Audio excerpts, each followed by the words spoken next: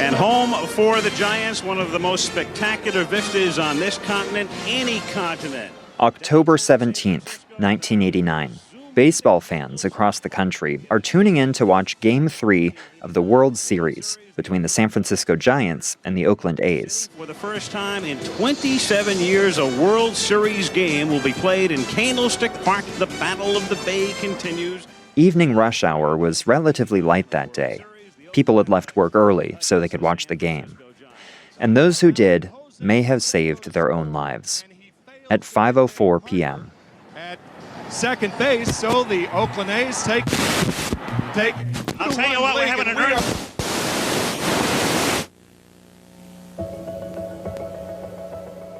The broadcast goes dead. And everyone watching in the Bay Area immediately knew why. A 6.9 magnitude earthquake had struck near Loma Prieta, a peak in the Santa Cruz Mountains, south of San Jose. There has been a power failure, therefore the game will be postponed. The shaking was so powerful, people felt it as far away as San Diego and western Nevada. In the Bay Area, apartment buildings collapsed. Fires broke out from ruptured gas pipelines. And most disturbingly, that is the Cypress section of the Nimitz Freeway, and you can see, oh my God, look at that. The freeway has just completely collapsed.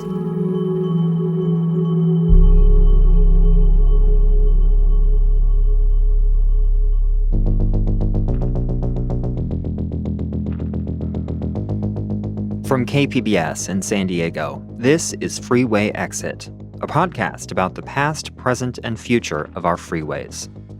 The Loma Prieta earthquake in 1989 killed 63 people, injured thousands, caused billions in property damage. And from the ashes and rubble emerged some very important lessons. Many of the freeways built during the boom years of the 50s and 60s were not safe. And fixing them with earthquake protections would be extraordinarily expensive. But tearing them down? Not only was that cheaper, it also presented a golden opportunity to build something better. San Francisco decommissioned not one, but two freeways after the earthquake. And if you're listening from San Diego, maybe you're thinking, sure, that's San Francisco, where even the most radical ideas are embraced by the mainstream. But these freeway removals were not an easy sell. They were extremely controversial at the time. And it literally took an earthquake to force the city to think outside the box. So were these projects just a blip in history, something that can only happen in San Francisco? Or is there a lesson here for the rest of us? Stay tuned.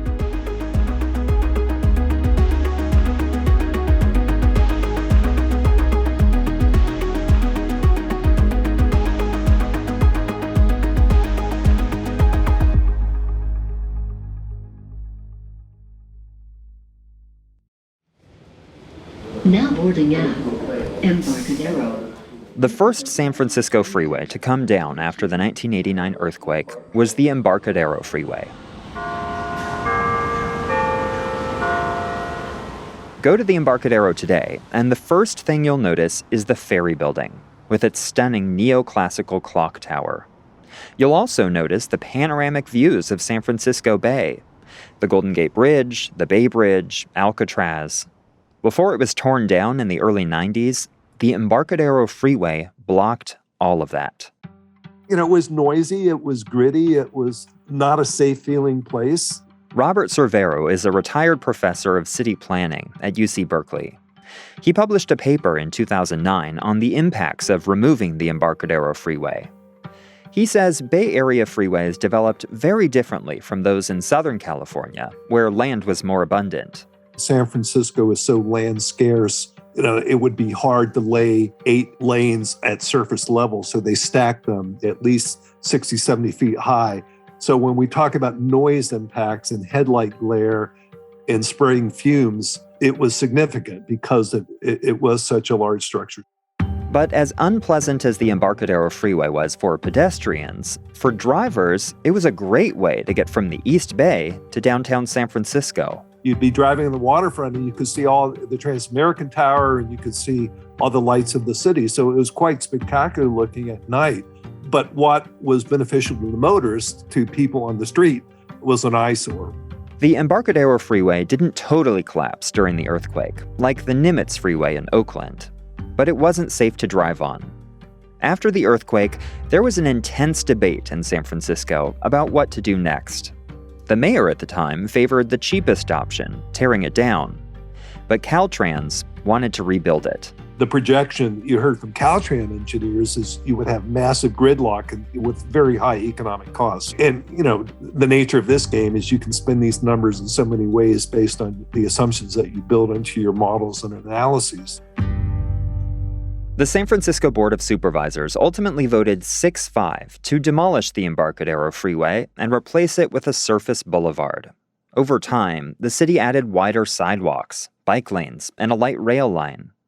Now, the area is a thriving tourist destination, and the doomsday traffic scenarios predicted by Caltrans never materialized.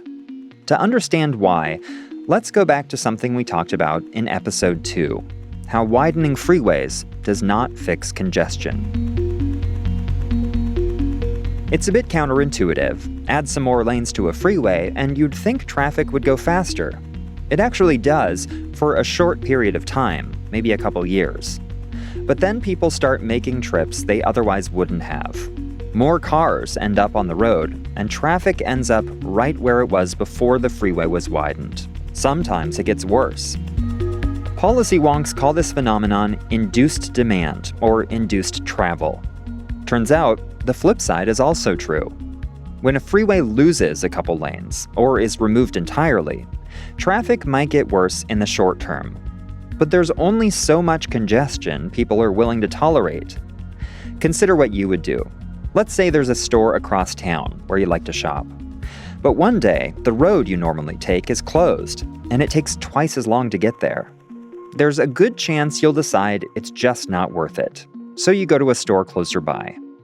There's a term for this phenomenon too, traffic evaporation. It's been observed in freeway removal projects around the world. Surveys after the Embarcadero Freeway's demolition showed some people just avoided driving to that area. Others switched to BART, the Bay Area's commuter rail system. And that wasn't just short-lived. It held at least a few years into when the surveys were done. I think the lesson partly is you just don't tear down a freeway and call it a day and business as usual. You've got to have a lot of other respectable mobility options and choices. Robert's study found replacing freeways with more pedestrian-friendly boulevards doesn't just reduce car travel and increase transit ridership. It also impacts development. The Embarcadero Freeway had massive off-ramps that took up several city blocks. Tearing those down allowed for new apartment and office buildings, both on the land that used to be the freeway and in the adjacent neighborhoods that had long suffered from blight. Robert says this case study shows freeway removal can help accomplish a central component of our climate goals, redirecting growth from car-centric suburbs to dense, walkable cities. There still will be a lot of stuff happening in the suburbs and the freeways. But there's clearly a growing market demographic that wants to be in walkable, vibrant urban districts. So to me, that's the bigger effect, is that development that otherwise would be in a more auto-oriented suburban setting now stays in urban centers. Coming up, a second freeway comes down, and the story of that freeway isn't over.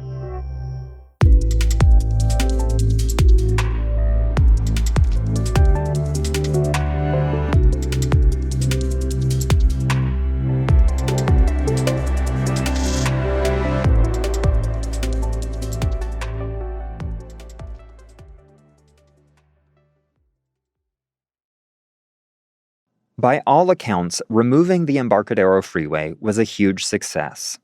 And it's a very similar story with another San Francisco freeway damaged by the earthquake, the Central Freeway. So I'm standing in Patricia's Green. It's a little park in the Hayes Valley neighborhood. There are probably 3 or 4 dozen people here sitting on park benches, talking with their friends, drinking coffee. And then there's this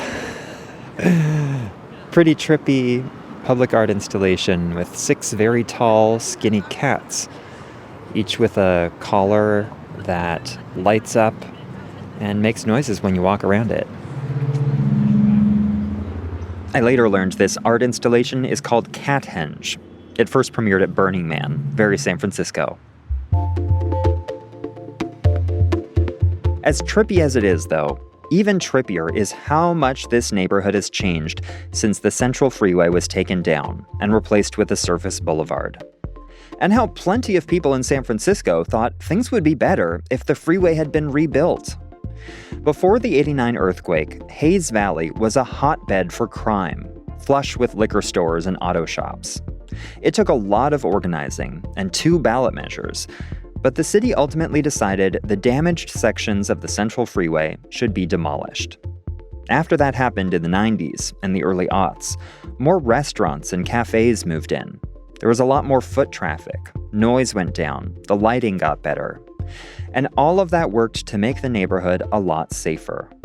Some of the land occupied by the freeway was set aside for affordable housing. Other lots were sold to developers, with the proceeds going toward infrastructure improvements.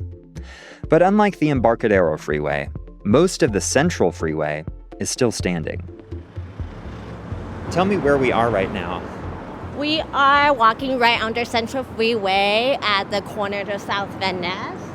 The overpass is right above us, and we're standing at the boulevard underneath the freeway. So you could hear the booming acoustic sound. That's very unpleasant. Teresa Jan is an urban planner with the firm Multi-Studio. She's showing me around the 1-mile section of the Central Freeway that still remains. So it's pretty special to have a freeway that's built out of metal. You still have concrete deck above for the rigidity.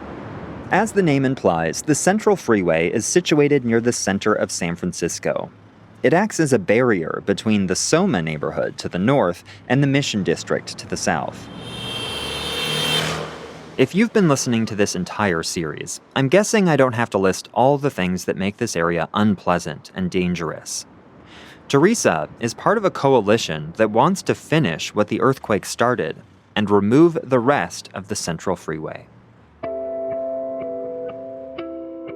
Teresa spent most of her childhood in Taiwan before moving to the East Bay suburbs as a teenager. One thing that struck me is how much life is so different between an urban setting where I grew up in Taiwan versus suburban. I'm like the worst driver ever. So if I could just walk and take transit and, do all that, I would be happy. Teresa helped develop 3 concepts for decommissioning the Central Freeway. The options range from keeping most of the freeway in place and converting it into an elevated linear park to tearing the whole thing down, all 25 acres, and starting from scratch. Caltrans and the city could work together and really just build housing. We can remove certain chunk of the freeway so that you can bring more daylight down to the ground. There are already ramps that you can bring a food truck up there. The lack of an open space is evident in this neighborhood as well. So really thinking about how does it become both recreational spaces and also outdoor educational spaces for the K-12 population here that's desperately needed for the young family. Teresa's job is to think about what cities will need to thrive in the 21st century. How can we get around without fossil fuels? How can we adapt to more extreme and unpredictable weather? And how can we fit more people in cities, where there's less need for fossil fuels, while simultaneously improving the quality of life? The way Teresa sees it, pruning back our network of urban freeways is part of the solution to all of those things. We need this valuable land, whether it's to house more housing, house more public amenity, house more healthy, more convenient way to get around the city to reconnect the neighborhood is what we're going for. The campaign to remove the rest of the Central Freeway has been gaining steam lately. And it got a big boost with an endorsement from State Senator Scott Wiener. I represent San Francisco and northern San Mateo County in the California State Senate. And before that, I served on the San Francisco Board of Supervisors. Wiener is a powerful player in state politics. He chairs the Senate's Housing Committee, and he's proposed some of the most ambitious housing and transportation bills of anyone in the legislature. In the fall of 2022, Wiener sent a letter to Caltrans asking it to work with the city of San Francisco on removing the Central Freeway. Caltrans has definitely evolved in its approach. It used to be a very highway, freeway-focused agency. I think it's recently become much more multimodal. So I'm sure we'll get a thoughtful response from the department about what the costs, et cetera, would be. The timing for Wiener's letter was not an accident. President Biden's bipartisan infrastructure law included funding for the Reconnecting Communities pilot program. It's been giving out grants to local and state governments for planning and executing freeway removal projects in disadvantaged communities. Caltrans is even setting up its own freeway removal program. Before the Central Freeway can be removed, though, Wiener says the coalition has to build more public support. I've gotten an enormous amount of support and positive energy from the San Francisco community. There are people who are concerned, and so I don't want to pretend like it's unanimous. It's not. And when we took down the Embarcadero Freeway and the Central Freeway back in the day, there was a lot of controversy around that, and there will be around this.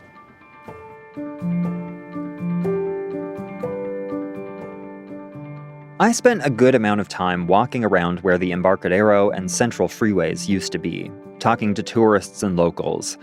And most of them had no idea those spaces used to be occupied by freeways. The city did such a good job of getting rid of them that the history of their existence seems to have been mostly forgotten. Teresa Jan says maybe that's a reason to keep parts of the Central Freeway in place. Not for driving, but as a monument to the past. Down the line, in the future, maybe like our grandkids wouldn't know anything about this freeway, but they have something to look at. I remember, once upon a time, there was a freeway here, but we found a better solution with it.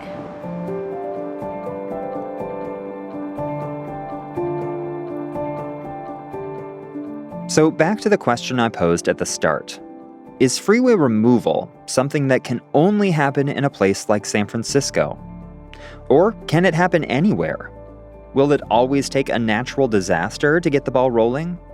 Or can we make the decision on our own? Next time on Freeway Exit, we'll take a look at what ideas are being contemplated in San Diego, including a freeway removal project that already won unanimous support from the mayor and city council, but has since been stuck in limbo. So the connectors would need to come down. That costs money, right? I mean, that's really what it kind of comes down to. I know that this work is gonna outlive me. Like, I know that future generations will come and continue the work that I've been doing, like I came and continued the work that other folks have been doing.